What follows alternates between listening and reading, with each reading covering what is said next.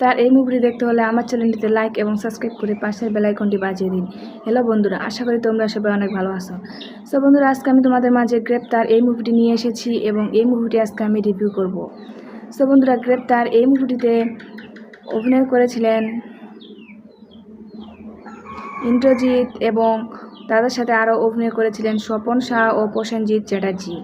So বন্ধুরা, এই মুভিটি ছিল 2007 সালের একটি বাংলা অ্যাকশন থ্রিলার চলচ্চিত্র, যা স্বপন শাহ পরিচালিত এবং মা করুণাময়ী ফিল্মসের ব্যানারে রসিকা চ্যাটার্জি প্রযোজিত। সো বন্ধুরা, এই মুভিটি মুক্তির তারিখ ছিল 14 ডিসেম্বর 2007।